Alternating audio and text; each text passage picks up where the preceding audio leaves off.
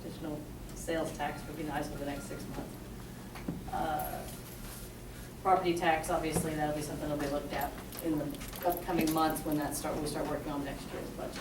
So, all those are the types of fees that are in your general fund.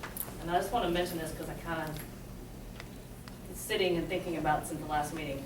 The insolvency is the general fund.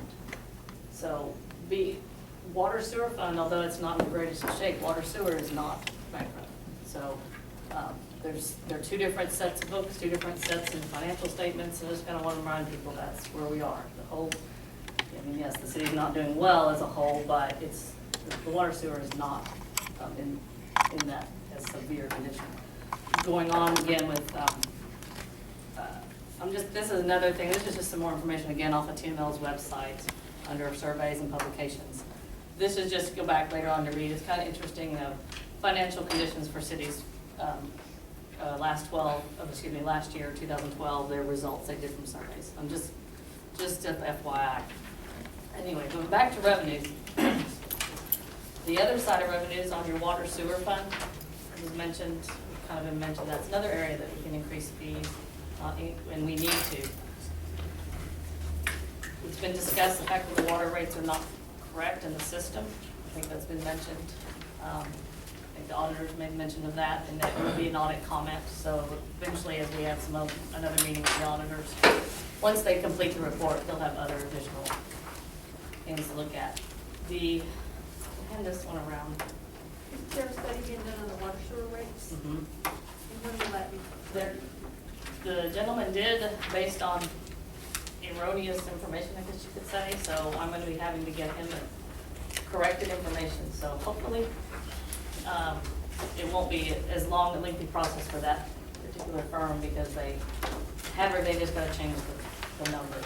We've talked to Mr. Raul Gonzalez, and the issue is that he is trying to update the information on that end so he can present within the next 30 days. He's looking at completing that. So the council should see a report in the next 30 days? In the next 30 days. From which firm? It's Raul Gonzalez. He's doing all for the fees and Water, Just all the water water and and sewer wastewater. rates. water sewer rates. It's part of the USDA.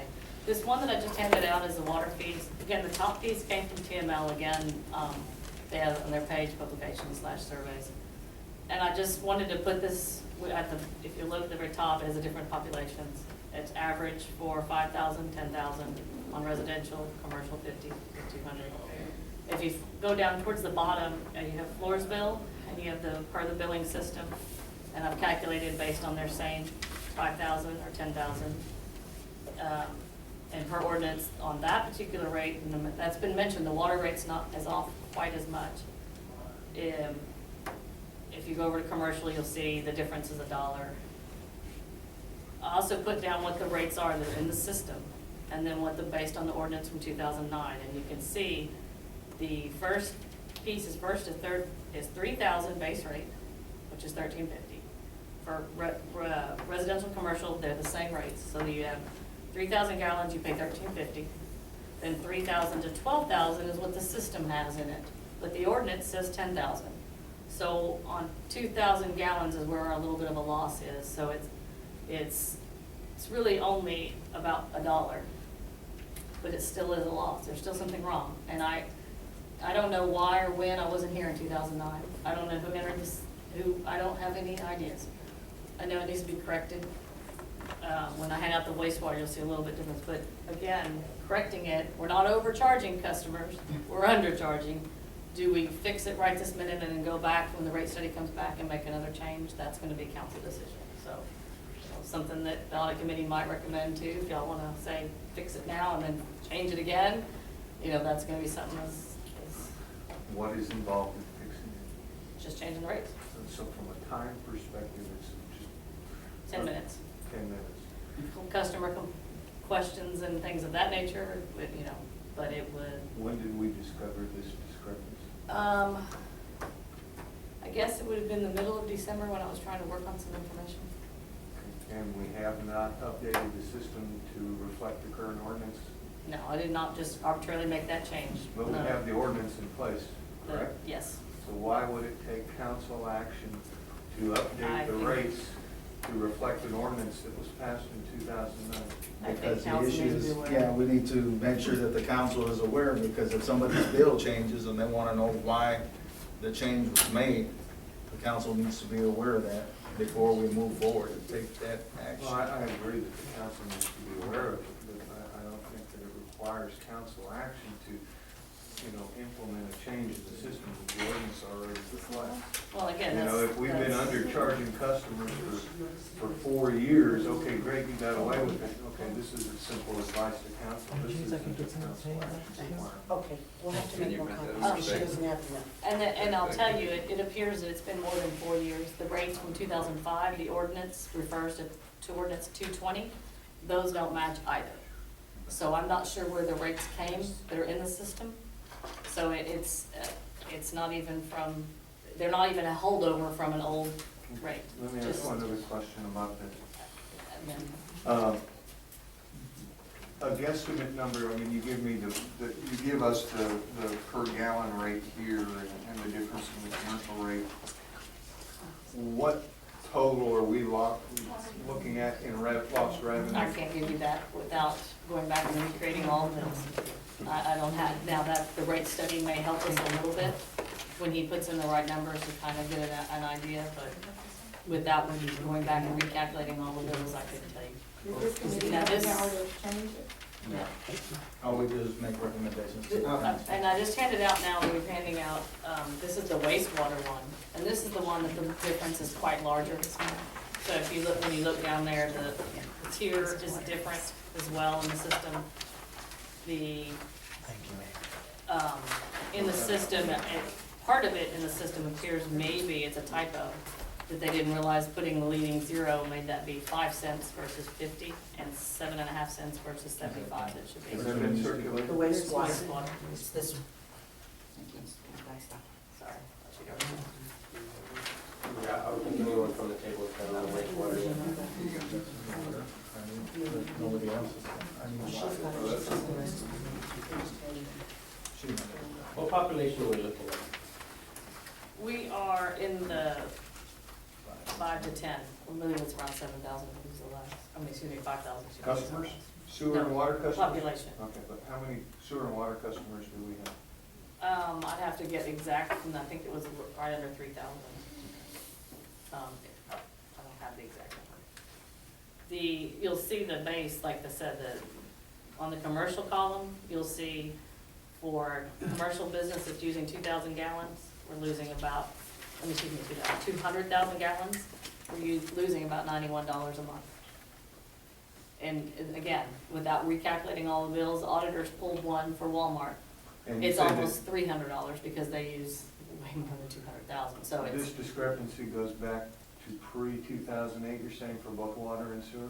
For 2009, for sure. the system, y'all went in, started using Encode in '08, so I can't tell prior to '08. I know the ordinance from '05 does not match these rates. It's lower or higher? It's lower, It's lower. that's lower, because So you had an increase in '09. So we've been undercharging customers based on what's in the system since 2008? That's what it appears. Again, I don't have the history, and I can't just tell my machine to give me a number, it won't, it doesn't, I don't. No, but based on the rates that you have from 2005 and the rates you have from the ordinance in 2009, Mhm. the city has been undercharging customers for both water and sewer service since 2008 when the Encode system was put in. Here's two. That's as far as you can research back.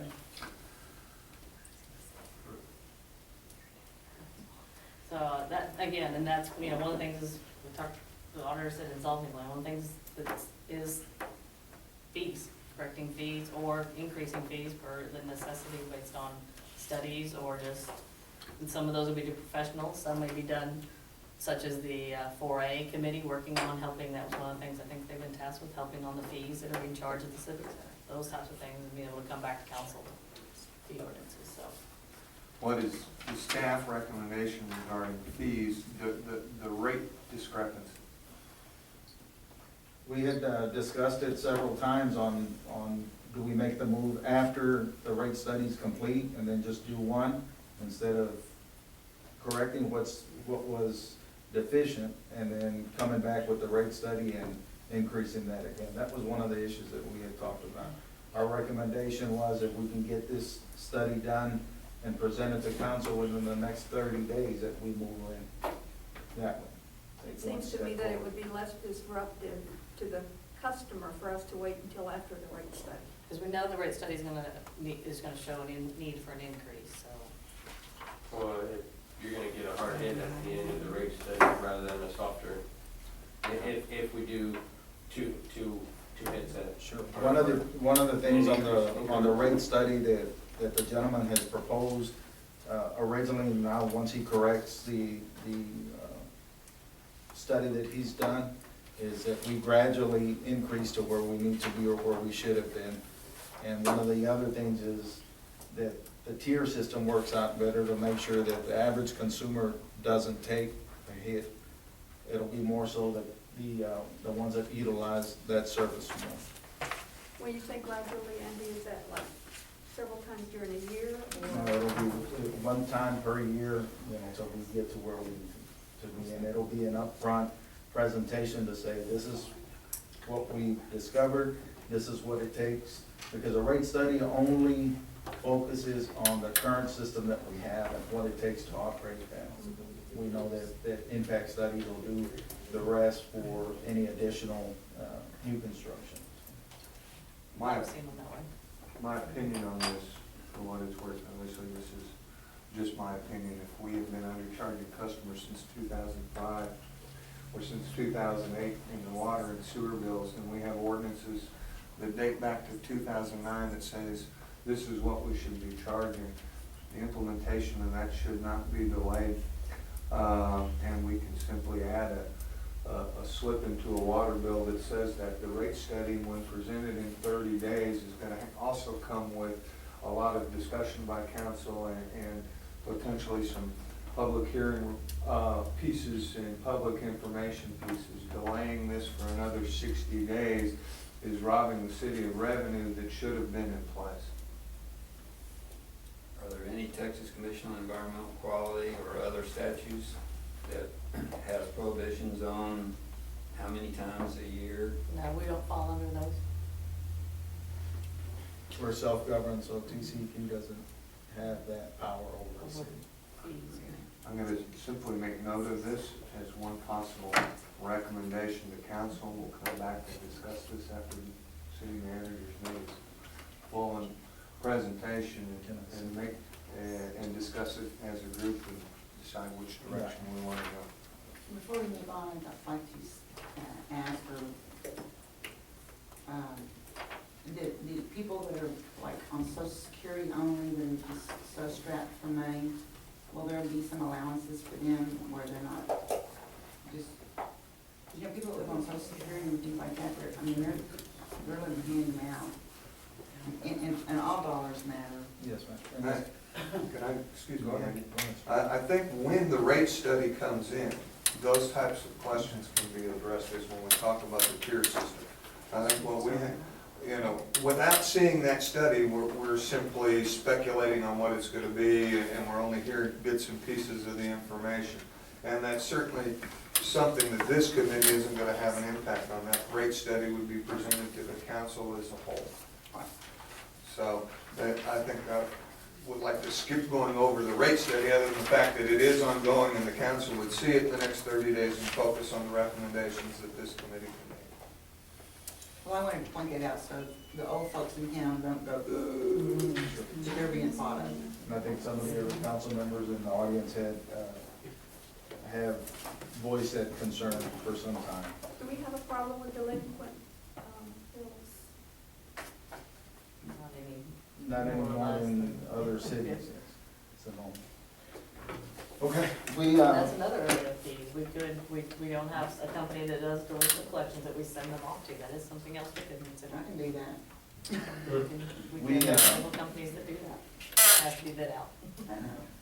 we have already addressed just the revenue end of it, because I believe you made mention, we are gonna discuss the expenditures and curbing that. We also have to address any revenue sources that we can tap into to move our city forward.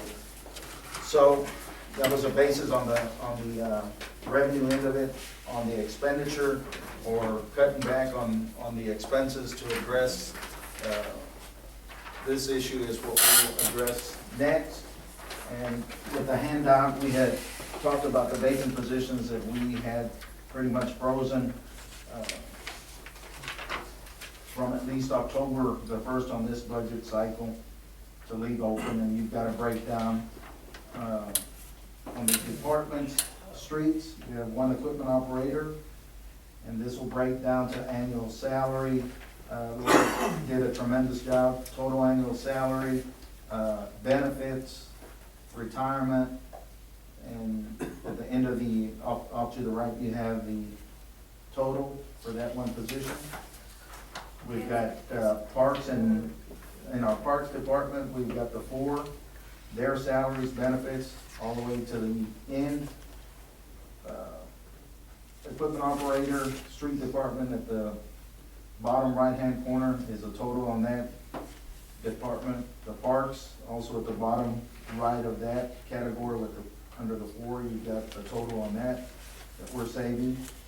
We just put in the pool, just so you could brainstorm or look at the options if we do not fill those seasonal positions and we do not open that pool, how much savings would be in the general fund total of $246,290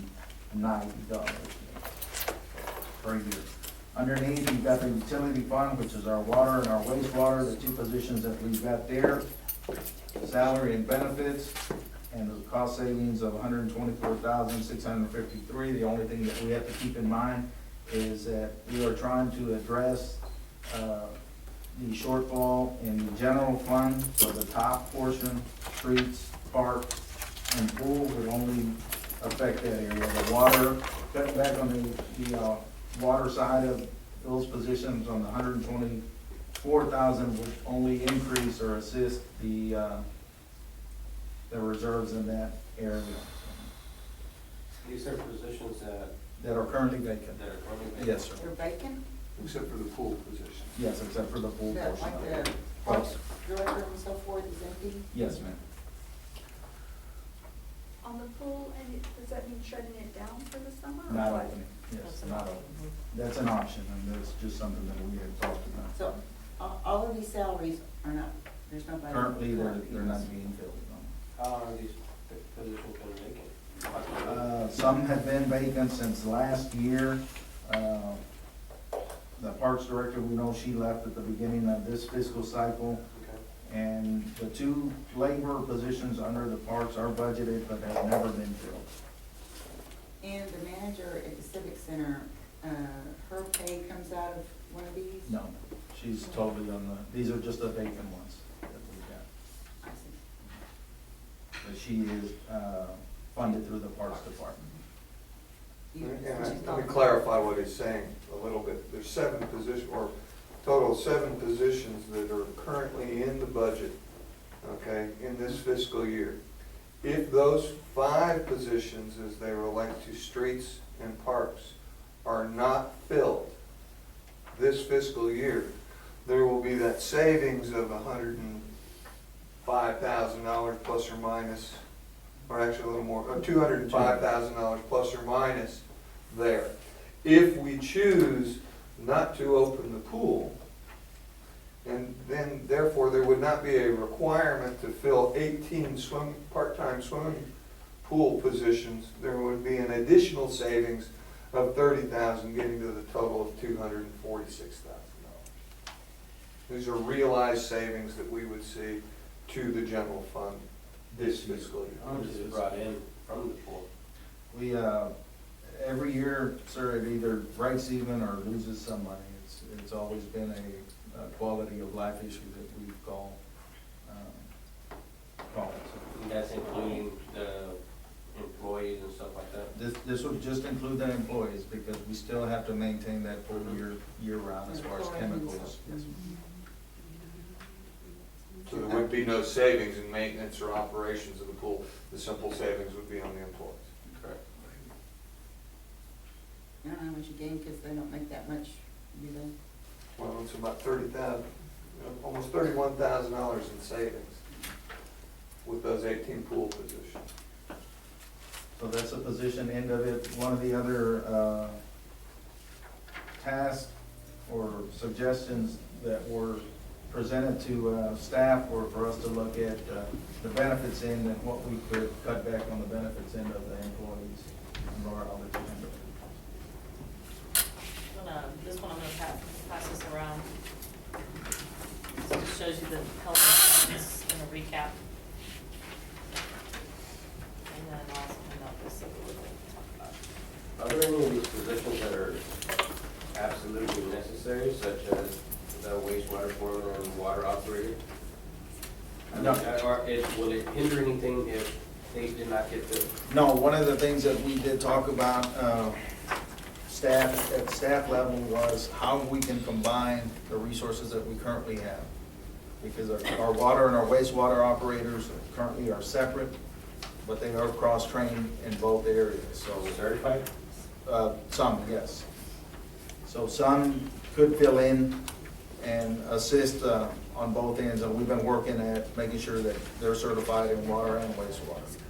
The other end would be streets and parks, if we could combine those two departments to utilize the resources. And when I say combine, I mean just utilize the resources from one department to the other.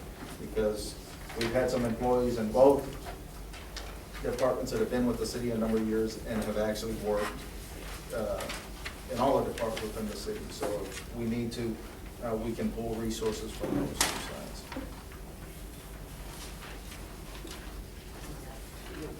Shooting passes.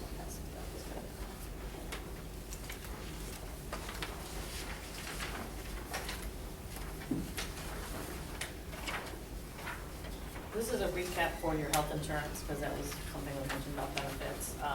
This is the health insurance piece. There's a small life insurance policy. We do have life insurance, but the dollar amount is pretty insignificant. For the health insurance, we pay per employee $410.28. So in the general fund, we have 57 that we're covering currently.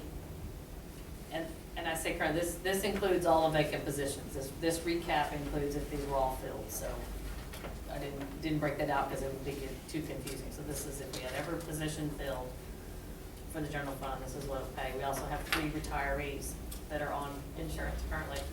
Our open enrollment is October 1st. If we wanted to make changes to the plan, which always occurs during, Who does insurance carry? we're with Humana. And you took that? It came back through budgeting process and through, And then we did the 3 bids we were supposed to get. it's more than 3 bids, but yes, Okay. it's a little bit different different than, yeah. It has to go through they put it out to out in the market is what they call it. It's something a little bit different. than Tally getting Insurance 3 is our bids. current, Yes. is our provider.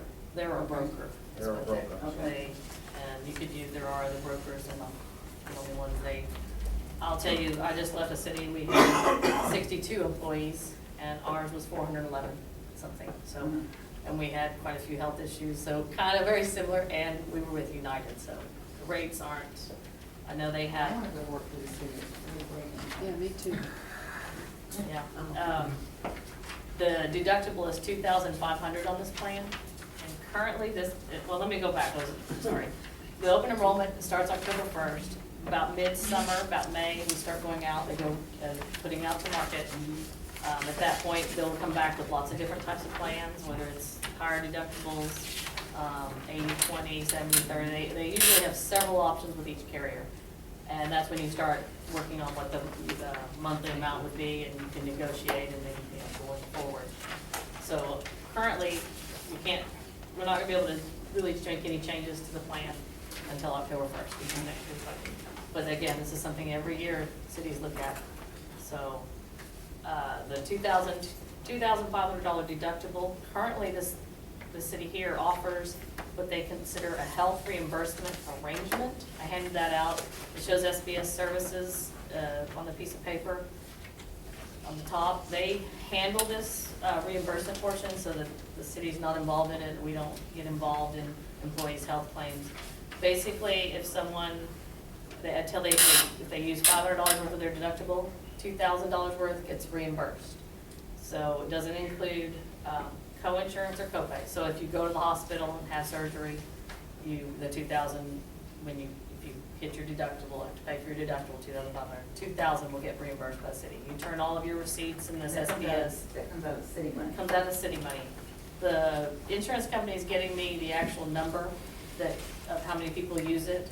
It's not very large from the lady said she goes, but in theory, you could have 57 employees in the general fund that all go have surgeries or And, you know. and the medical reimbursement plan, for what it's worth, is a partial self-insurance plan. It is not uncommon, okay, for an individual or for a corporation to buy a larger deductible for a reduced premium.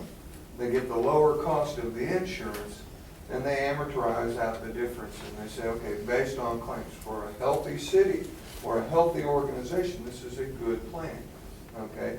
When you have an unhealthy organization that has higher claim history, et cetera, this becomes a lot bigger liability to the city or to the organization.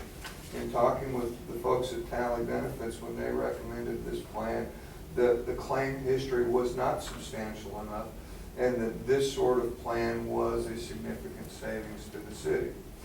What we don't know going forward is, would it be wise to change this? And essentially what happens is when the city buys a $2,500 deductible, and the insurance provider says, okay, we're going to pay 100% after $2,500. And the city says, okay, employee, we're going to use a third party to administer it, but you really only have a $500 deductible, and we'll reimburse you any expenses between $500 and $2,500. Currently, the city or the plan reimburses at 100% beyond $500. Would it be more cost effective to reimburse at an 80-20 level at that $500?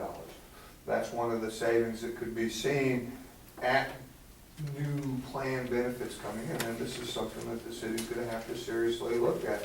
What are the health insurance costs of providing these to the employees, and what options are available to us, and will those options either reduce our liability through self-insurance and or reduce premium costs? And we're not, like I said, it's kind of a hybrid. We're really not self-insured, or that would be in the back of your books. That's It's a part kind of of, yeah, self-insurance. it's a little bit of an odd, yeah, because self-insured is ugly in cities. Yeah, the city is only self-insuring $2,000 per Yes, employee, yeah. so there is a limited liability.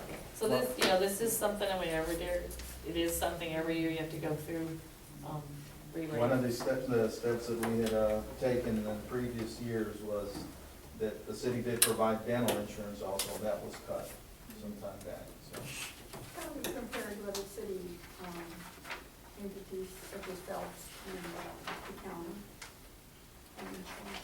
Our insurance, because of the small claims, we were able to obtain this price, and even though it is a high price, it's lower than the counties. I know for sure. I don't know what it is for Phelps. I think what she was asking is how do we compare in the way of benefit programs compared to what county employees get, compared to what school employees get, compared to what Phelps employees get. For example, yeah, how much does the employee pay here? Which is zero, right? Yes. Now, this is just for the employee? Yes, this is Yes, just the just employee. employee. They cover family. And with Phelps, I do not know. do we know? Mhm. They cover the employee, right? That covers the employee. They cover employees, right? And with the county, do they cover employees? Yes. One of the things that we had, yes, I believe so. Great insurance. One of the things that we had, Yeah. What's employee it? funded. I work for the wrong entity, that been too long. one of the things that we had talked about in previous years was possibly combining with the light company and the county to see if we could get a better rate with more employees, but that's as far as it. I don't think for what it was worth, I don't think it was worth it because of You're right. the jobs and the technicalities of it. Yeah, and that was one of the things was the difference in claims from agency to agency. But nevertheless, there's nothing we can do about it right now until October. Yeah, Well, but we can- it'll be in May, they'll start working on it in May, so in June, July. But we can include it in the plan to say this is where we are, possibly looking at cutting some more expenses. They make employees pay $100 or, there's different options. Based on their salaries, is this really something that should be considered? It's a question for the audit committee themselves. We've looked at, we want to make sure that the information was relayed to the employees. At this point in time, we're not looking at cutting the current workforce. What we're doing is not filling these positions that we've got, was the initial onset. And I think that they understand that if we're able to maintain positions or maintain jobs, that it may come at a cost of benefits of one way or another. Well, I think it's just very important for the citizens and the workers to know that this is temporary. That as soon as we get our head above water, that we'll start back up, the job, change the insurance back, that, jobs will start coming back once we get our feet back on the ground. I think it's important for that, to know that. Just, how much did the insurance go up from last year? What was it, the fund is not, I think it's 11%. 11%? So we're looking at something close to it, if not more, next year. If we continue, yeah, we'll see what this new healthcare Well, it's not gonna go down, that's for issue, sure. no, of course not. Yeah. And we don't know what our experience has been on the medical reimbursement yet. Do we know what the deductible reimbursement? Did No, they get you? she was gonna get the SBS to get me the last 2 years. Okay, so they've had a deductible reimbursement plan for more than just this fiscal year. Oh, yeah, I believe it's, how many years? Maybe like 4 or 5 years. Yeah, that history would be real important, because from two perspectives. One, from a budgeting perspective, that, if we're gonna have this potential liability, we certainly don't want to budget to 100% of the potential liability, but we want to budget to, some realistic expectations based on claim history. And a piece of it is that Tom did take some of it into account, so. Some of it, or Not, like you said, not 100%, not 57 employees times 2,000. right. And do we have any potential retirees? That's before the year-end? other piece, yeah. Oh, Sorry, sorry. go ahead. Okay, go ahead. Yeah, we do have 3 that No, are but currently she's on. talking about coming up. We've got some potentials, but nothing certain at this time. One of the issues that she wanted to raise is a big issue that could be or would be a cost savings to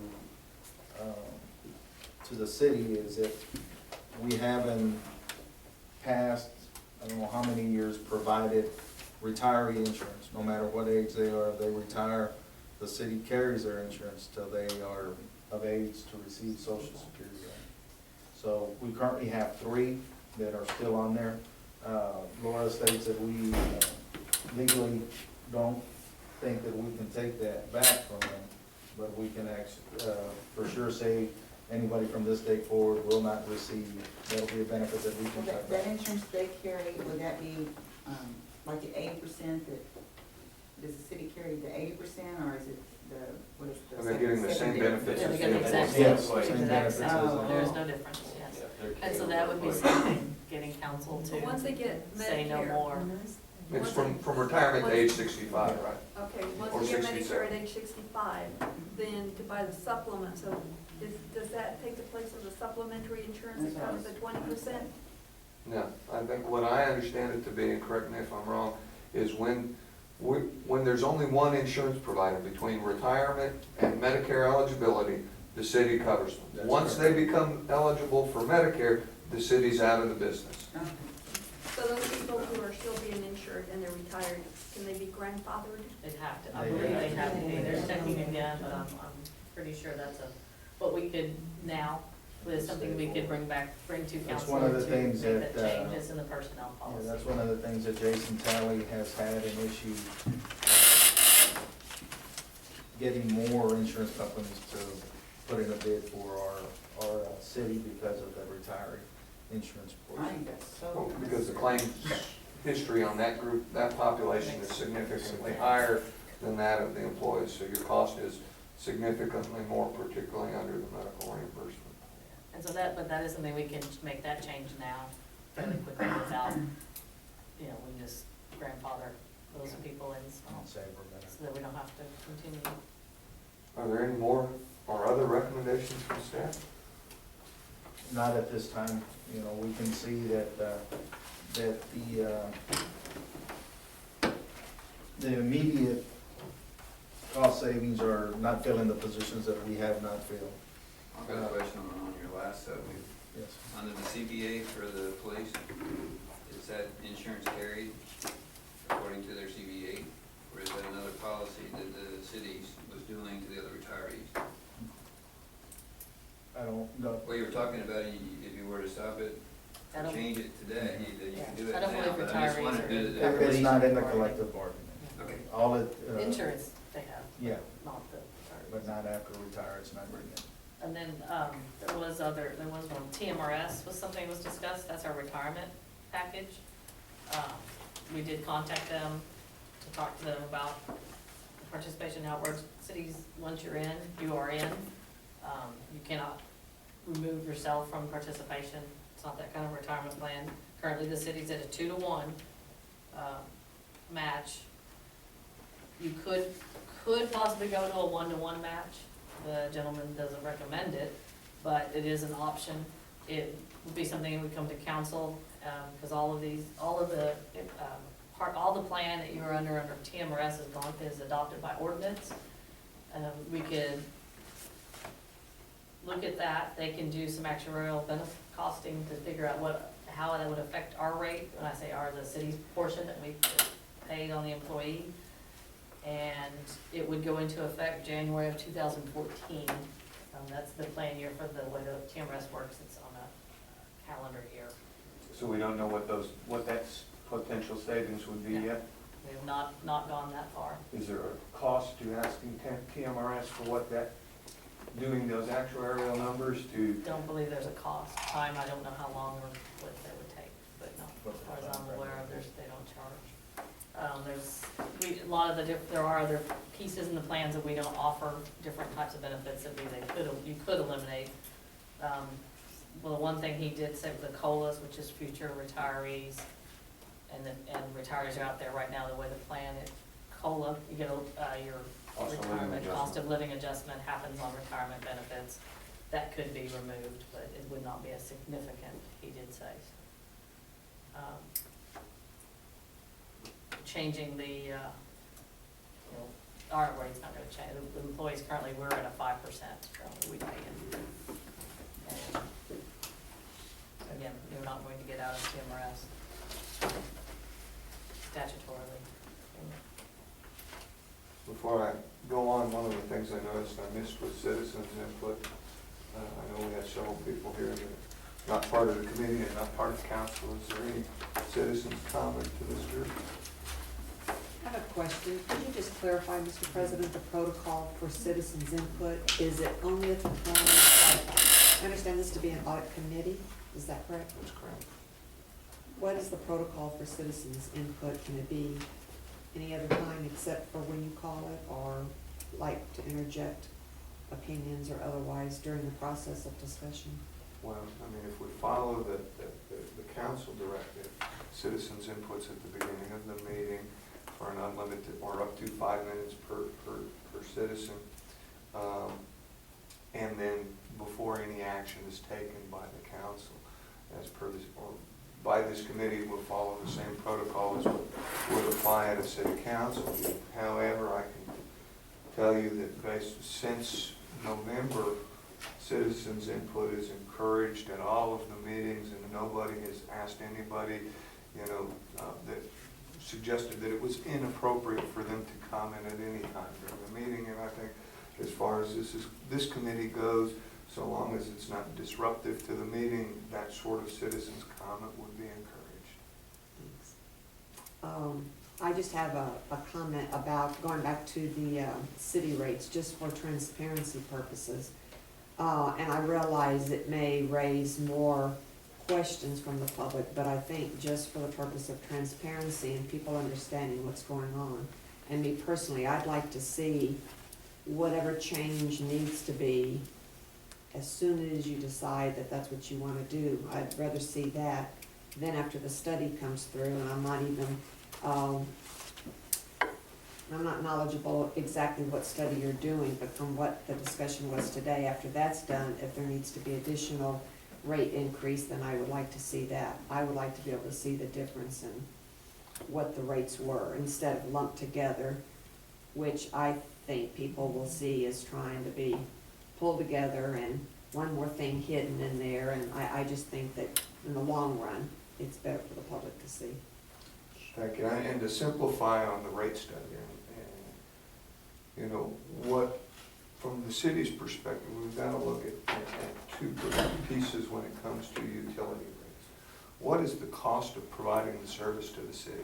If it costs us $13 to do, you know, sewer service for a residential customer, it makes no sense to charge that customer $12. But it also makes no sense to charge that customer $30. Okay?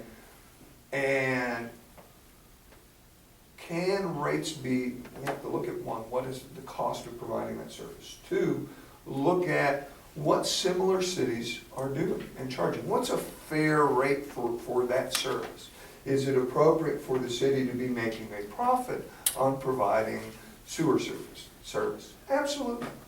Okay, in the same way it would be appropriate for the city to make a small profit on a building permit fee. But again, that's one of those places where it doesn't make sense to charge $100 for a building permit fee when we spend $700 in engineering fees for that piece. So it is those two pieces, but then it adds the third piece of the tiered structure so that we can establish a base rate for the residential customer and then go to a higher rate for the customer that is using more sewer service or more water service, so that we're making up the difference, so that now we can take a service that, say, it costs us $13 to provide the sewer service. We can charge you $12.50 for that service. The difference is made up on the tiered end of it. So we are protecting those residential customers, and the majority of those customers that have fixed rates. One of the things that Deb Conley talked about was the Social Security piece. But that's what I understand this rate study to come back to the city with recommendations based on the cost of the service being provided, what are fair rates, what are other cities doing, and what's a good practice to do, and then make those recommendations to the council for adoption in ordinance. And I think that's probably most appropriate for the council, instead of, as you suggested, simply what would appear to be a knee-jerk reaction, let's just raise the utility rates because we don't have enough money in the general fund, but rather on some science and some appropriateness to that. And I'm not saying do a knee-jerk No, reaction. but- I'm saying if there's going to be an increase, because for 5, 6, 8, 10, 2 years, whatever, we haven't done it, as soon as you think we need to do it, let's do it, rather than lumping it into, once we do a study and see a tier, then we're going to do it for this purpose. Well, They're we- two different aspects. They're two I think there's two problems. different pieces, there's two different problems. One, we have not been charging what our ordinance says we were I going to charge. understand. Okay? And what that ordinance says we should be charging is below the standard. It is below that cost of good being provided, okay? So we are dependent upon that rate study to say, what should we be charging? So there's one increase because of what we said we would have to do. And then there's potentially a second increase, or maybe even a partial decrease for some customers, okay? Because of the rate study. Because of the rate Right. study. So there's two Understand. different pieces. Right. Andy, I'm gonna erase your board again, I'm sorry. Okay. Just write it on paper.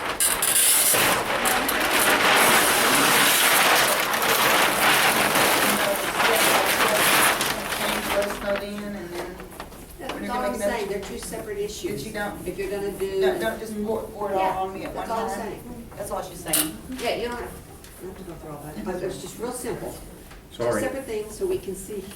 That's all. Right. You just wanna know where we're going. Hope you intend on writing all that back, because I was looking at it. Good. Andy took a picture of it. And if he lost it, he sent it to me already, so I can forward Yes, it to you. Like when a decision's been made to raise it, to let the citizens know, okay, now we're gonna make a raise, this is not the end of it, there's more to come. Is that what you're meaning? That's what I'm hearing you say. I see it as two different issues. We have a Okay. situation where we haven't charged for X number of years. Okay, If we're going to make a correction, make it. That's all I'm saying. sure, Make okay. it. Oh, okay. Whatever you wanna say to the customer, to the customer because of whatever, but let them know why there's You mean an like through increase. a newspaper article or something, or? Even on the bill. Yeah, but Just don't say say it. I don't read That's that. People need to know why there was an increase. I think that's gonna be done regardless. I The mean, next one, just then, for, after like a I said, study, if transparency. there's an increase or decrease, your bill reflects this because. Oh, I Two see. different issues, just separate them so that people can track what we're doing. See, in my opinion, if I can comment on that, I would rather see it as a one-time, when we do the rate study, simply because the people are not gonna understand it. They're gonna look at it.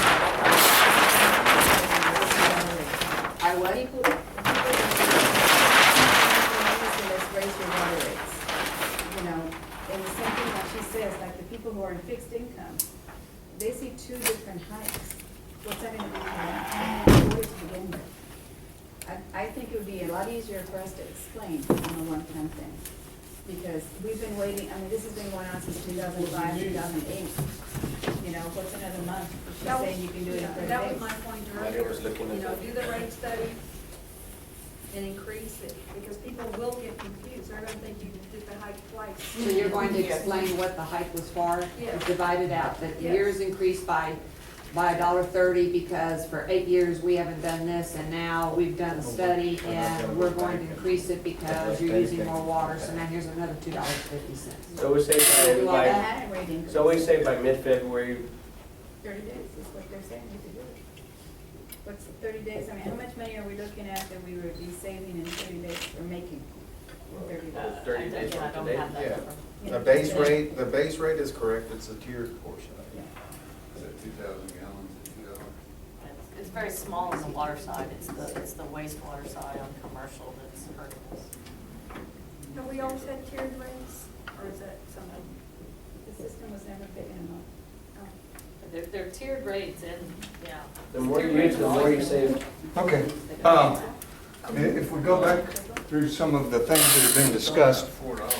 as far as staff recommendations, there were fees, and there are assortment of those that we can address, some that are existing, and possibly some new fees that could generate some revenue. Am I correct? Okay. We talked about employees. The two recommendations from staff were the 5 positions that are currently unfilled and a question mark regarding the pool. I don't know if that was a staff recommendation or not. It was, or? It's just a Just something else that y'all, information. we Just- brainstormed, I thought, yeah, other people. Okay. It's kind Just of- an FYI. There's something. We had the utility fees. Okay, and then we talked about benefits. I want to come back to what Ms. Wagner said, and I think what are the responsibilities of this committee. And let's look at it from a little bit bigger picture.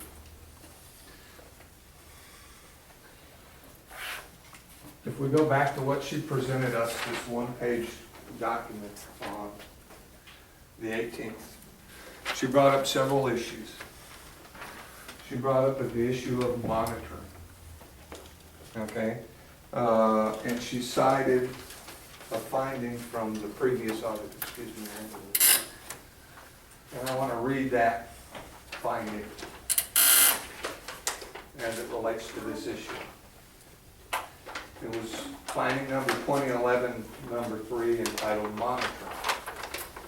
This was presented to the council in May of last year.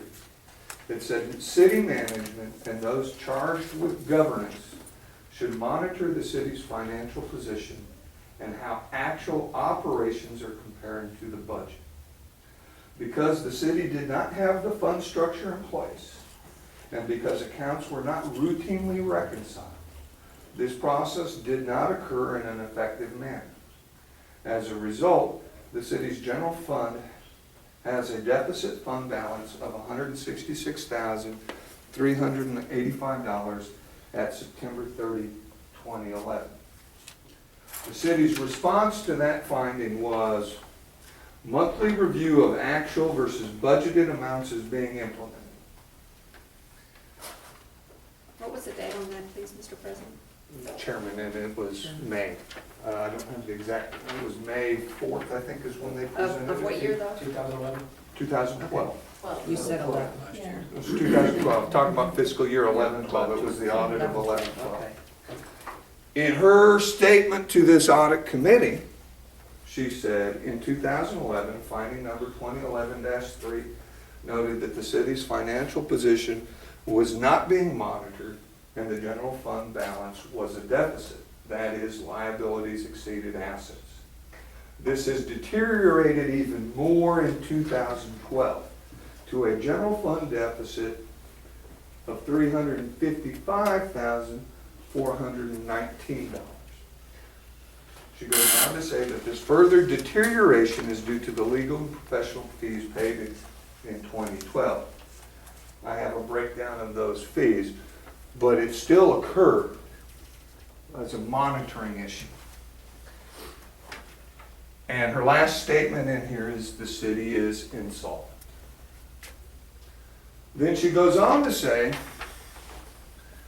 the city also in the end of 2012 had a cash deficit of $384,661 with outstanding payables of $177,468, roughly $550,000, and that's the general fund, right? that's the general fund. General fund cash deficit, right.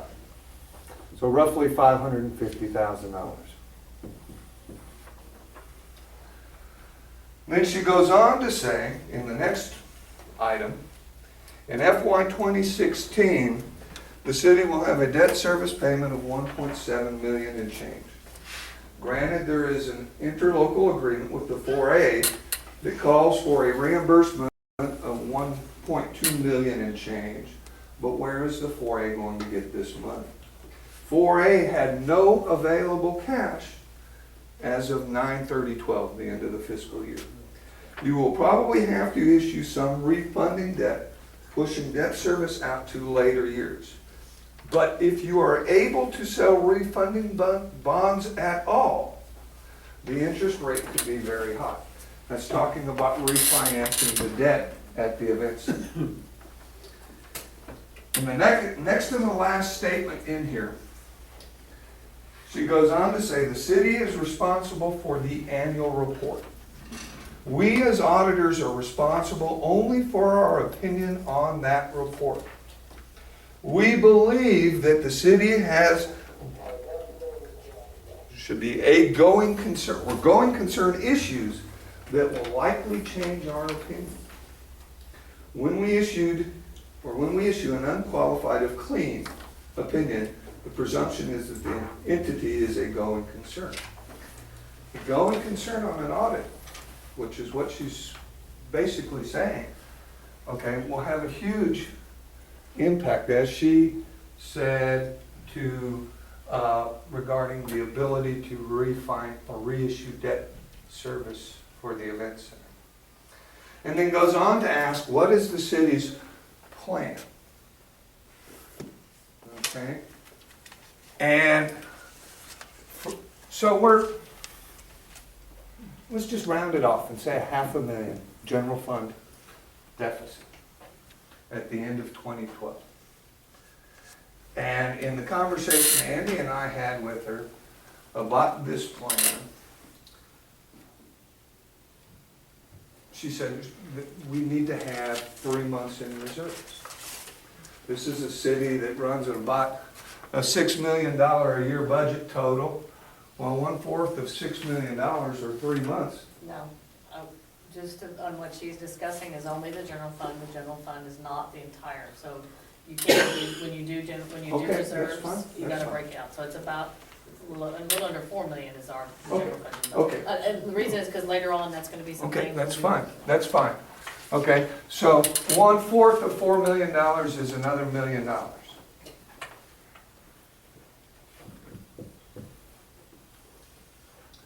And if we follow her question mark on the ability to refinance the debt service of the event center in 2016, okay, and let's just assume for a moment, worst case scenario, that we can't refinance that debt.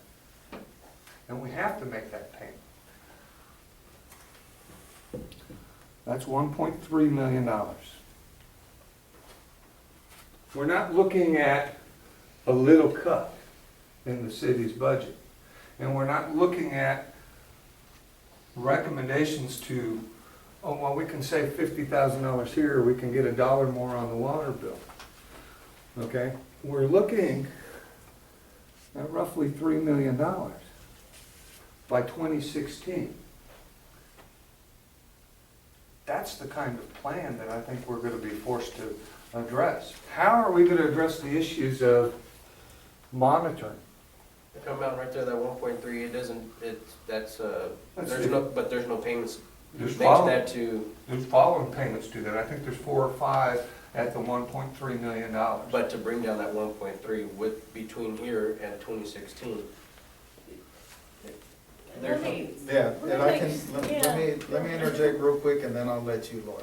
One of the things that we have to understand, one, is that this is not gonna be done in 1 year.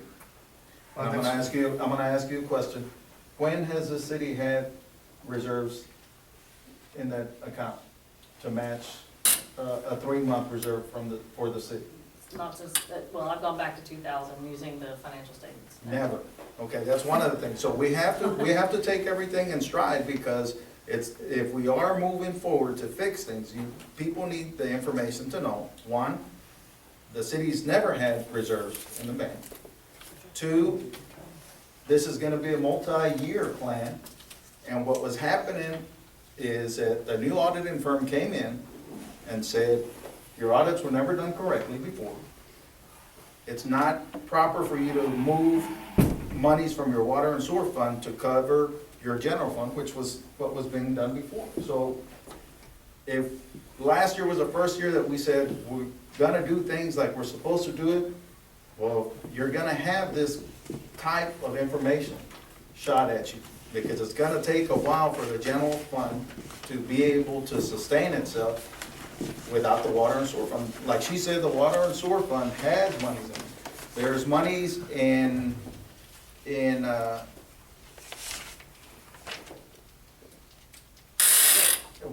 your, and I'm trying to get the wording that we said. Restricted and unrestricted. There's monies and unrestricted monies that previously were being moved over to cover something that was going on for years and years. So we have to take all of that into account. The monitoring issue, monitoring has to come, if the council's aware, we're spending a tremendous amount of monies and permits, in professional and legal fees. What are we gonna do? How can you not spend money when lawsuits are coming in? How are you gonna stop that portion? And how are you gonna stop when they say, we want all the entities audited, a full audit? That's where the basis starts on overspending. The 355 is not a monitoring issue. The issue was. Andy, I'm not attacking you, but please let me finish. I gave you guys the opportunity to make recommendations. And I'm please let talking me finish. a little bit, just on that instance, and with all due respect, sir, I'm just clarifying that portion of it, that the 355 was not a monitoring issue. The council was aware from last year, knew the type of year that we had. I've got recordings where I stated to this new council to say, because of what happened last year, because of all the issues that were ongoing, you understand, it was told in other council meetings prior to the previous city council, it's been told to this council, and that's Nobody in an this issue. meeting is challenging you. What I'm trying to I'm do. not taking it as a challenge, I'm just Okay, clarifying that portion. I, as the chairman of the committee, and the audit committee responsibilities are to make recommendations to council, okay, as to how we are going to answer the auditor's questions. All I simply did here was to say, these were some of her concerns, as I read from her statement. These aren't mine, and nobody's saying what caused it, what didn't cause it. I'm not looking for a defense here. And I'm also saying the ballpark numbers. These are some of the numbers that she's highlighted, whether they're realistic or not. Whether they're realistic to be accomplished this year or not, I'm not saying that. All I'm trying to do is simplify this and say that we as an audit committee must be able to address recommendations to the city council that go beyond this fiscal year. Okay? And many of these recommendations, and I'm going to just take the things that we discussed. Okay? We discussed 5 employees. That was a savings of roughly $200,000 a year. So we take $200,000 a year, we put it here, here, here, and here.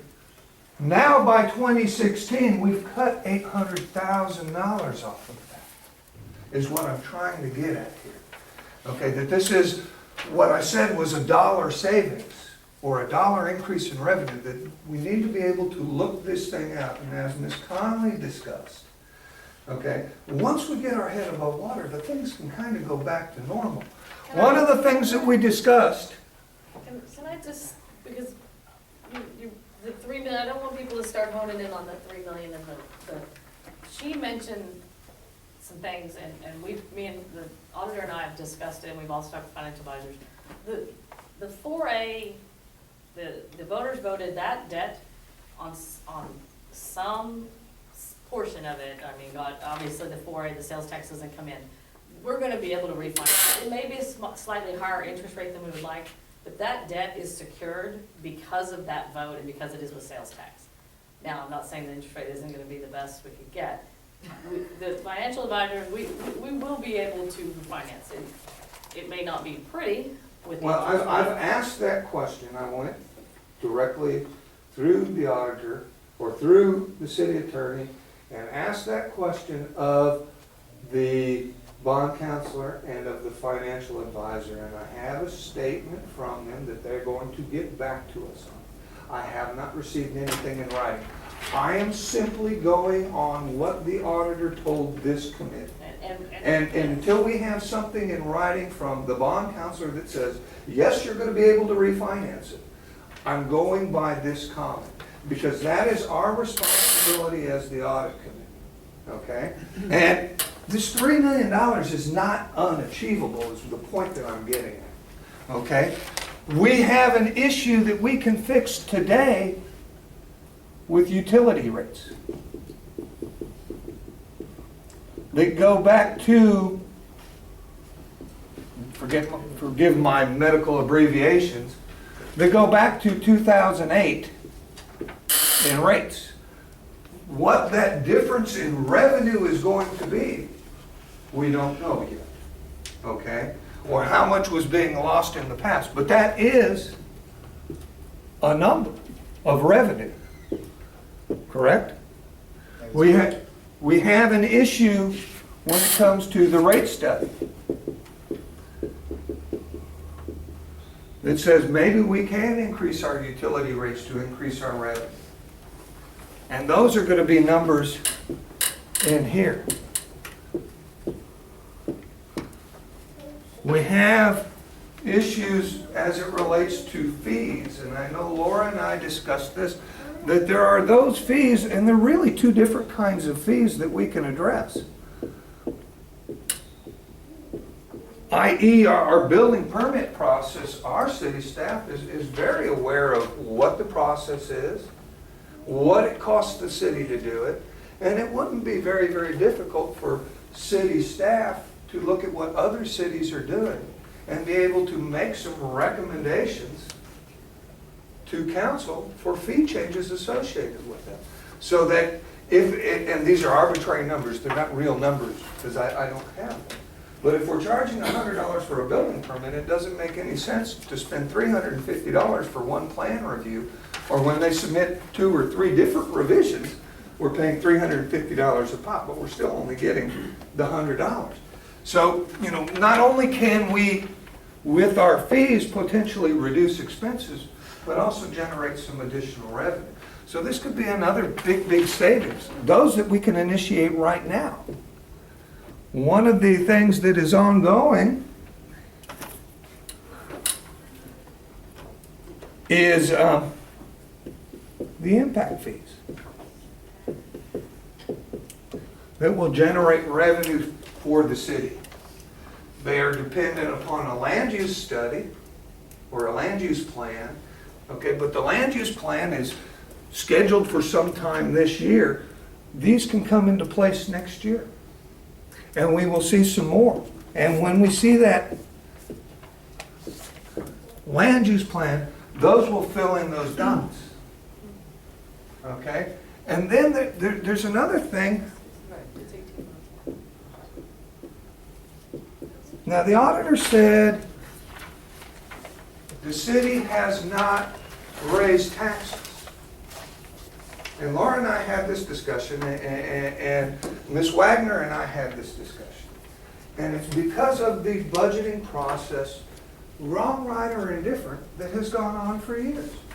We said, well, if we're going to get this much money in taxes, let's build our budget around it. And see what we can spend. And that way we don't have to raise taxes.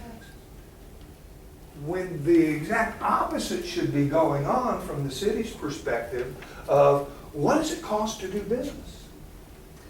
What is it going to cost us to operate this city and employees and benefits and cost of good service?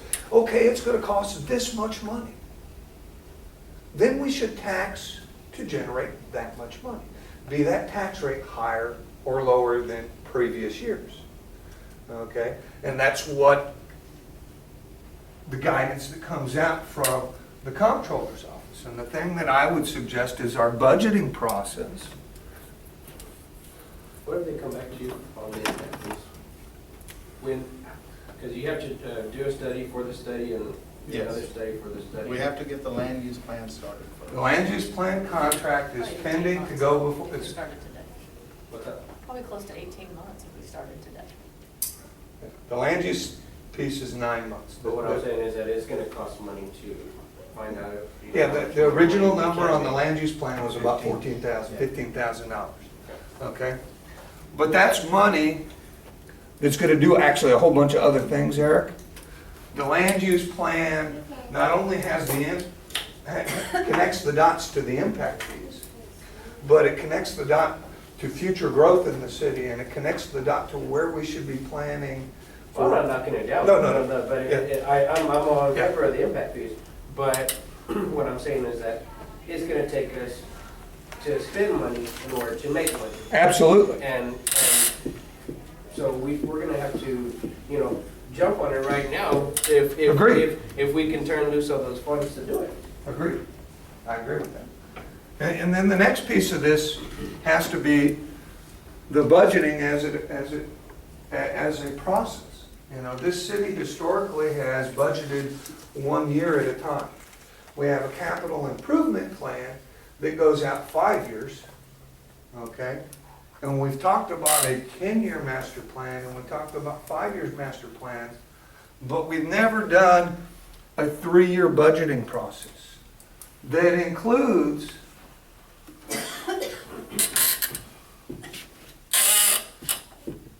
quarterly budget reviews that says, okay, hey, after 3 months, hey, our sales tax revenue's up. This is more than we were expecting this year. It looks like our total numbers are going to be up. Oh, our legal expenses are up, or our professional fees are up. We're going to have to adjust our budget. So that we make quarterly budget amendments. So that when we get to this point, this is the monitoring piece that does that. It's actually one of the components in your job description that came about as a result of last year's audit was to talk about doing quarterly budget amendments. It's one of the things that our comptroller has said, we need to be doing this because of the changes, because we're updated the books. The response, the plan has to address all of those things. Because it's great if we can save some money on employees, but if we're not addressing the budgeting issue and we're not addressing the monitoring issue, we could potentially be in this exact same position next year. Is it going to be fixed at the end of 2013? Is it going to be $3 million? I don't think so. Is it going to be fixed by 2016? I don't know. Okay? But this plan needs to go to this auditor before she finalizes that report, so that this is padded with a strong footnote to say that the city does have a good plan to do this. Is it a going issue? Is it a going concern? Yes, it is. Is it going to be a negative audit? Yes, very probable. Okay? But that's the importance of what this committee recommends to the council in the way of a plan. Whether it be very, very specific to say, yeah, you need to implement utility rate changes today, or wait until you get the rate study to implement utility plans, or does it need to be a little bit broader to say, City Council, the Audit Committee recommends these 5 things, and lets the council direct the city manager to work out the specifics of implementation. I don't know the answer to that. You know, Laura talked about saying that we don't need to address the numbers, that we needed to address kind of the plan and the steps we were going to take. I don't, The audit yeah. with that piece. But I believe we need to address all the things that she addressed. You know, primarily, you know, obviously, we need to address it more than this fiscal year. So we're looking at, for this audit committee to wait till the rate study comes in order to implement the fees. No, this committee, I don't think It's is out of Bill's. out of our piece. I think what we need to be able to say is that this committee recommends not filling vacant positions. Okay. That this committee recommends, okay, ensuring that utility rates match those that are on the ordinance. And that this committee strongly encourages the completion of a utility rate study and presentation to council.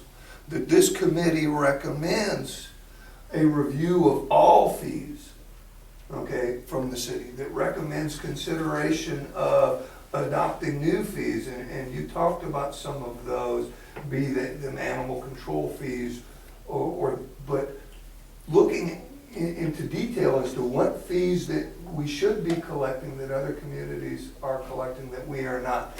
I believe this committee needs to strongly reinforce and encourage a 3-year budgeting process, and really encourages zero-based budget process.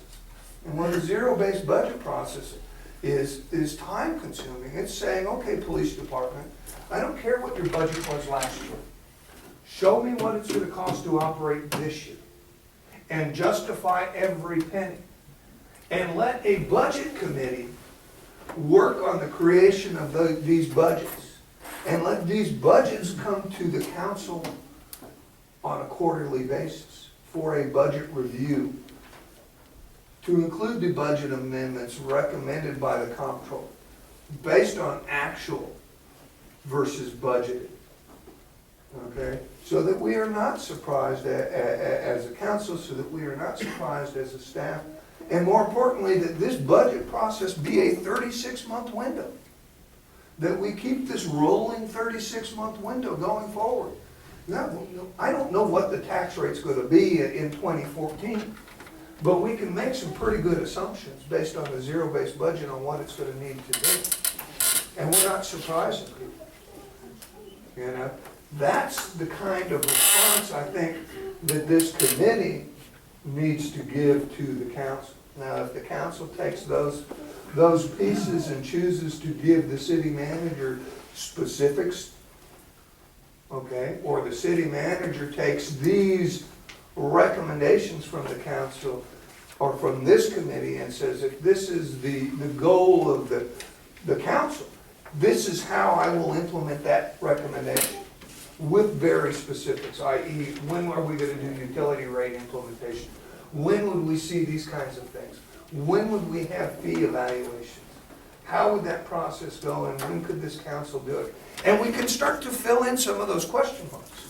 We can start to go back and make some assumptions about what this is going to generate in revenue for the city, so that we can fill in those question marks. And as we fill them in, I think we're going to be a stronger group. And where do we budget for the unforeseeable, like the lawsuits, $355,000? Where does that fit in? Well, there wasn't $355,000 in lawsuits. Oh, really? Professional fees? Well, if we look at the numbers that I got. Actually, it was $359,000. Now, this That is, should have never been in place anyway. well, let's see here, to Malcolm Gully for his auditing services in fiscal year 12, we paid $6,935. To Wagner and Company for her accounting services for the audits, we paid $75,885. To Holtman, to Kaufman and Colleen, and I believe this is all 4A, we spent $11,267,000.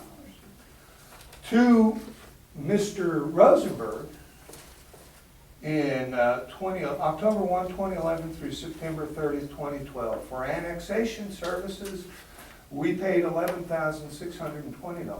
For auditing and budget, $6,775. For the bargaining agreement, $410.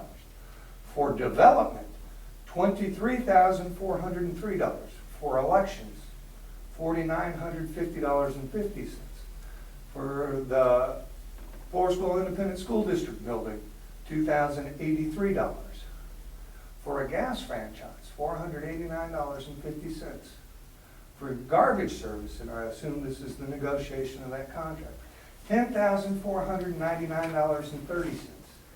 General governance, $53,997. Government capital, $1,638.50. Impact fees, $414.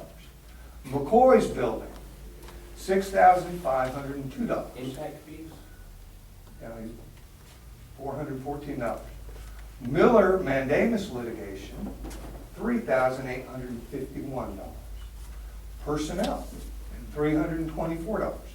Police department, $6,835. Collective bargaining? I'm assuming that's what it is broken down to. Planning and zoning, No. $20,155. Quorum litigation, this was when the former mayor sued the council, $8,369. Riverbend, $344. Road tax, $2,713. Tax rate, $308. Wastewater, $11,798.50. Wilson County litigation, this is the only other lawsuit on here, $12,557.20. USDA loan, $3,433. So if we add up the total pieces, we spent on the Wilson lawsuit, $12,557. On the quorum litigation, $8,300. So what are we up to? We're at, say, $21,000. And the Miller mandamus litigation, we spent $38,000. So we spent $25,000 on lawsuits out of the $350,000 in legal expenses. So I would argue that it is not litigation, that it is a variety of things that we have to pay professional fees on. One of the biggest things was the audit last year, okay? And that audit discovered a great deal of things to this city. as were noted in her audit findings, that have resulted in the hiring of a comptroller that identified a number of accounting processes that were wrong. As our city manager clearly stated in this meeting, it identified that previous administrations have been moving money that shouldn't have been moved, and has helped us get into a better position. Now, do I agree that all of these fees are appropriate? I can't speak to that. But I can assure you, Councilwoman Castillo, based on the data that I have received, that no $350,000 was spent in litigation. And these are the numbers provided to me by city staff. Litigation and professional fees. Okay, There's a difference. okay. So your comment was $350,000 because of lawsuits. And professional fees. Well, back to, So are there any, yeah, I'm sorry. no, that's fine. Any recommendations from this committee as to where Well, we my go from? question was, how do you fit that kind of money into the budget? Where do you allow for it? Should we have those I would kinds of think it would have to expenses come again? from That, I think reserves. that would probably have to be a question for the comptroller. I mean. Well, Mr. Miller's working on our budget up there. How do we fit that into Well, the let's plan? ask some questions too. I mean, I didn't say that was a budget council. I- No, but you're working on a plan. This is a plan. So how do we fit that kind of expense into? we are a committee, and I think we need to ask questions as well. One of the things that was implemented this year, I think, as far as when Tom Smith was here on his budget, in each department, there's a contingency fee, contingency line item, correct? Yeah, he did do that. That could possibly address some of those unforeseen issues. Well, and we have some obviously foreseen issues as it relates to litigation and professional fee. You know, Is there, do you think that there's enough in the budget for that? Wasn't enough last year or the year before. I mean, no, there hasn't been. You don't have reserves. You've never really had a reserve. That would be part of it. Again, I mean, That money would have to come from the reserves, or it would have well, I mean, to that's, come- if had you had reserves, you wouldn't have hit a deficit as large, I mean, not say as large, depending on, if you'd had 3 months, you probably would have gone back to almost a zero reserve with the overages. Due largely to Tom, the gentleman that was doing additional auditing work for y'all.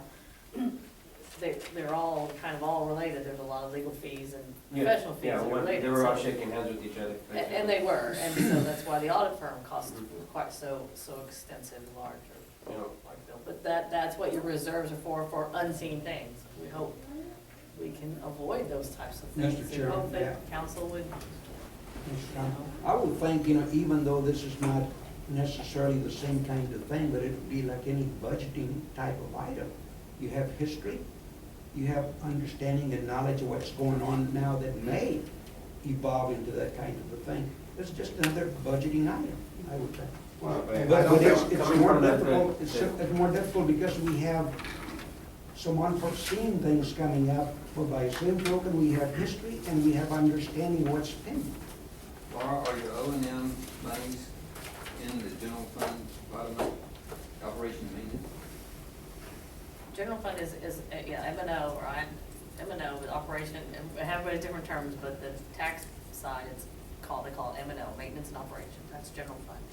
Which tells me then that if we're going with what you get from your taxes, that you have nothing in there dealing with inflationary costs of petroleum to operate your vehicles, just like you did when you talked about your streets, what the cost of basic tar, the gravel, what's your pipe and everything else. You have to have an inflationary Yeah, value. your property tax, in this little information I put out, if you read, they talk about property tax, you're never gonna be able to cover all of general fund expenses with property tax. I mean, it's not, But we've that's been not. estimating those taxes by using an inflationary number, just like when you talk about your COLA. You know, for a couple of When- years, I didn't get any COLA. This past year, I got 1.7% COLA. When they're going through the budget process, and I haven't been here 10 years, I don't know what the budget process was, and I'm not even gonna, I really don't wanna try to entertain what was going on, but that is something when we moving forward, because that's what we're looking for. The auditors wanna know what we're gonna do moving forward, is what are we gonna be looking at? And that's something when we're doing the budget process, is is maybe the council does say, I want to give a cost of living, and so that means a tax rate increase that'll cover that. Or a fee rate. Or, you know, a services fee, rate. yeah, and all of those things will be as we work through the budget process. And Happen, I and- mean, That's where Jim's plan. Process 2013, 14. well, let me interject, that it is the responsibility of this committee not to set the budget for the city. Agreed. We can make recommendations to the process, which I have put up there, that we as a auditing committee can make recommendations to the council for the budgeting process. Okay, but not the budget itself. If we have specifics to that, we can do that. That's the responsibility of this committee, not the city's budget.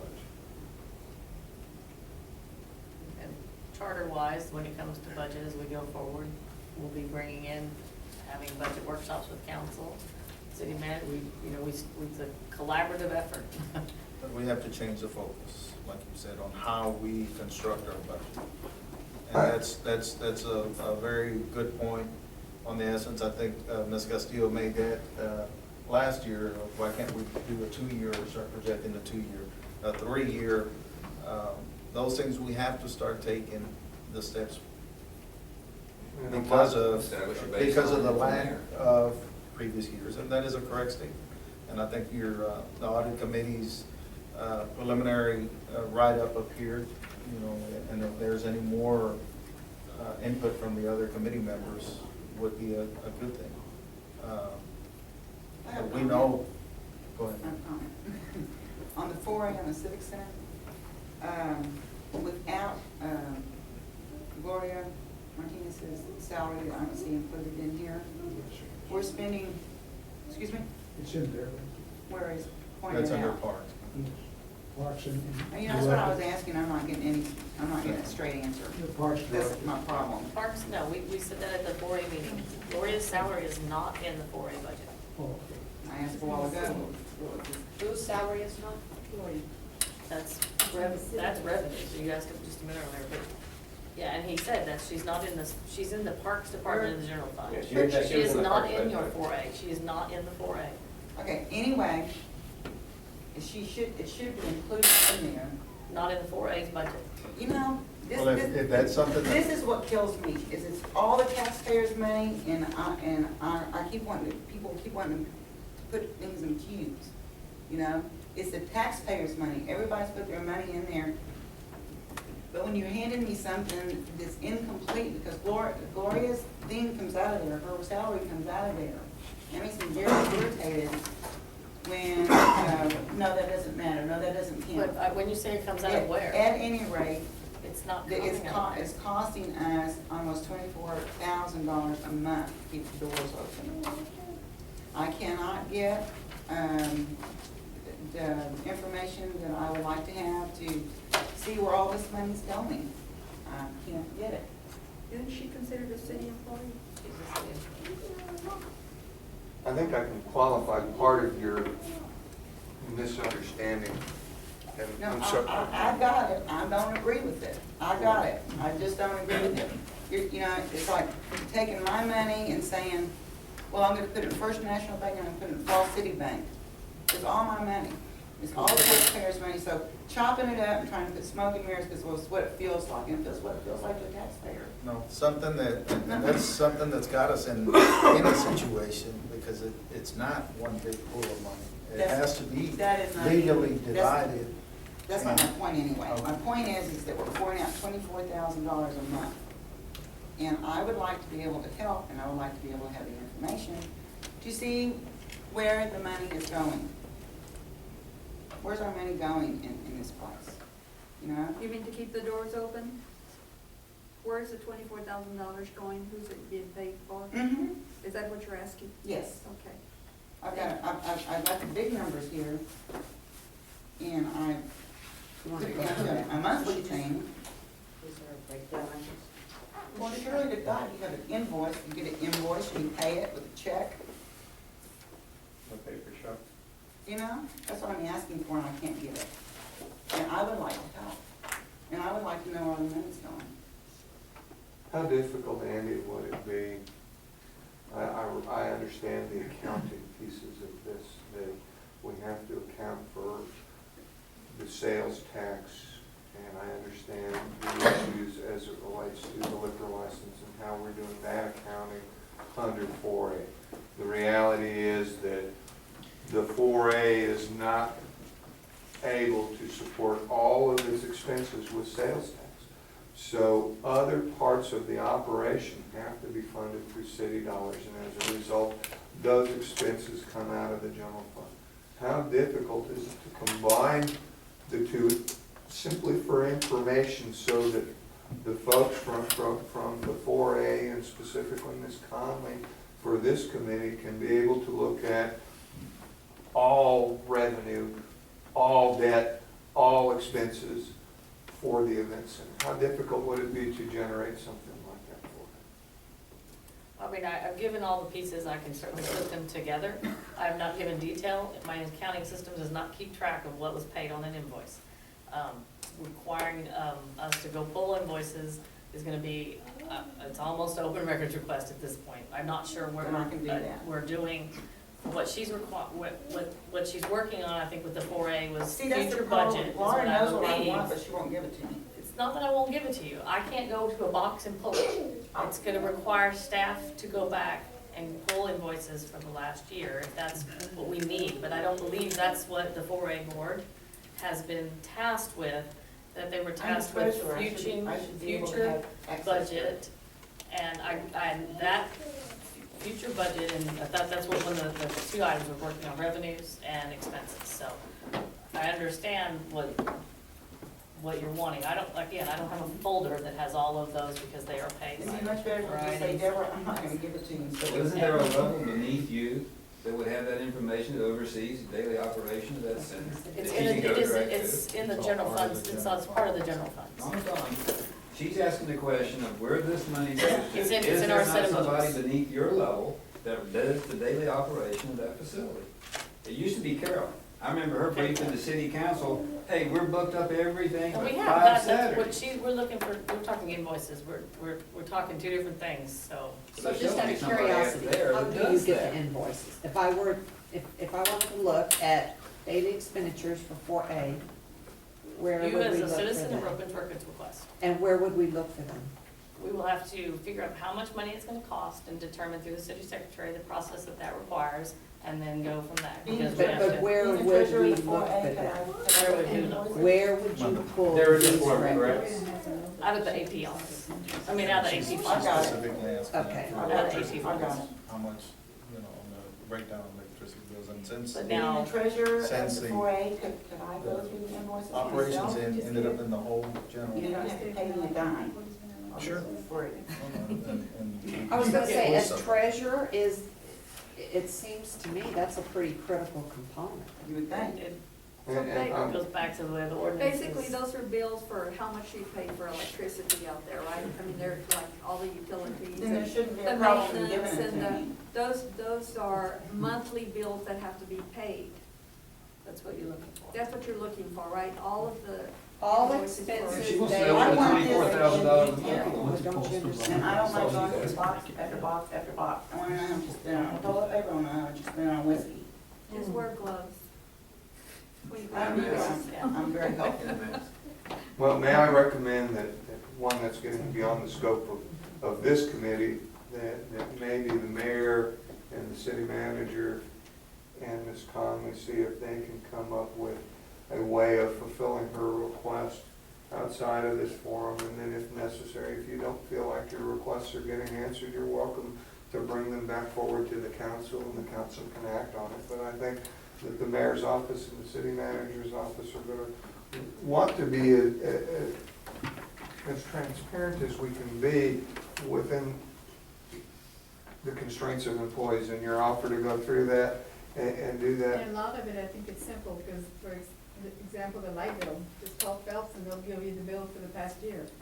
Same thing with the water, and I think Gloria keeps a notebook You know, it's not, of the that- beer. that's not even my problem. My Yeah. problem is, how much money are we spending in that building? We are supplying that building, all the people that clean it, all the cleaning products, all the paper products, all the whiskey, You there's a have- lot, you have no, for- lots of money that runs through there. We can- And it's, I'm not just talking about the electricity This bill and is water an bill. open meeting, she's The a day-to-day board stuff. member to Like the purchases 4A. and everything. So I this want isn't an that. open records I want request. to know This what is you just do a, with the coffee. it's just no, you don't, not as a council member. Well, Barry's not gonna help me.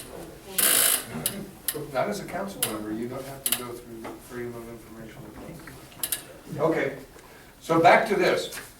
Do we want to, as a committee, digest this for a few days? Come back with some specific recommendations that we can make to city council? Or do we as a committee want to make specific recommendations today that can be made to the council tomorrow? It's up to this committee as to how do we want to word these specific recommendations? How do we want to review them? And how do we want to present them to the city council? These are ideas, not the recommendations of the committee. On the left, you have the issues that were brought up by the auditor. On the right are some of the things that we have discussed. Some from city staff, some from each of us, as to things that we can recommend. Some of those obviously need to be flushed out a little bit more as it goes through the budgeting process, as it goes to fees, okay? Certainly as it goes to the utility rates, because some of these things we won't know the answers to as we make recommendations, but we'll know that they will have an impact on them. So do I have a recommendation from the committee as to what step you would like to take next? I've got a question. I printed the agenda for tomorrow night.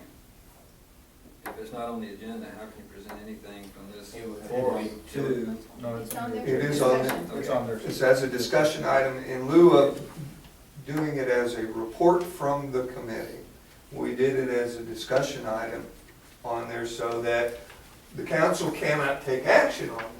Okay, but the council could receive some of the initial pieces. Now, if it is the desire of this committee, I will report to the council that we've met, we've discussed, we're looking at all of these options, and we'll have them flushed out and have specific recommendations back to the council, or whatever this group wants to do. I don't have a problem with that.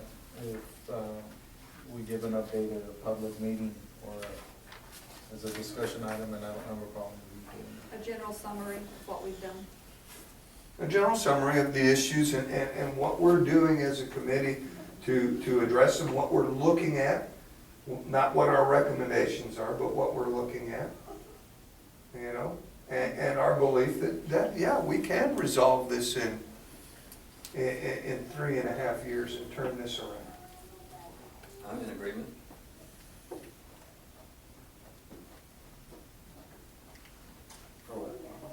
What Jim just said, that make that oral presentation on basically the same verbiage that he just used. If he has to, he can pull it from that tape there and reread it.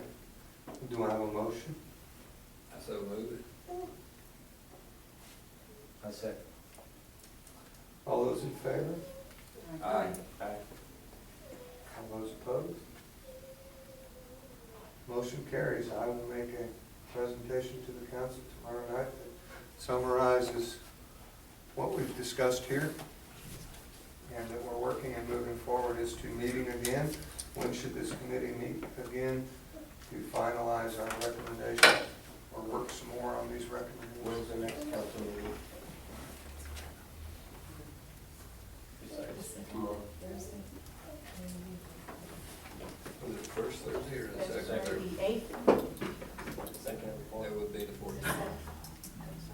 17th? 14th? 14th? Yes.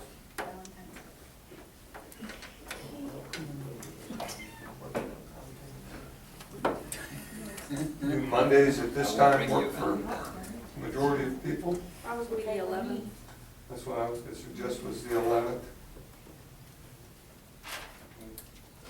That fell behind for another audit meeting. Yes, correct.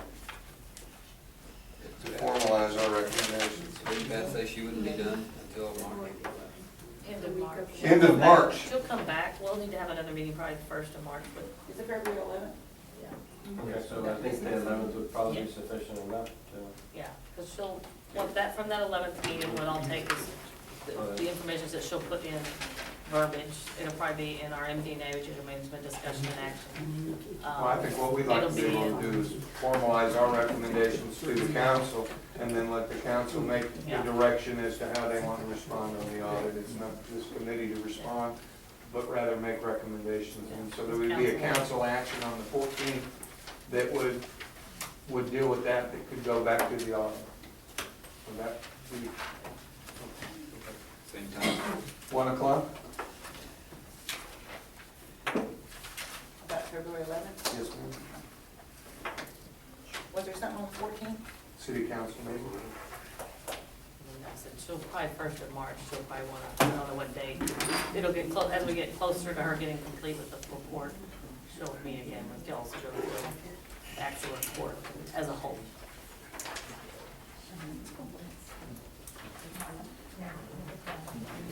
All right, do I have a motion to adjourn? Motion to adjourn. Second. All in favor? Aye. Close this meeting of the Floresville City Audit Committee at 2:50 p.m. or 2:48 p.m.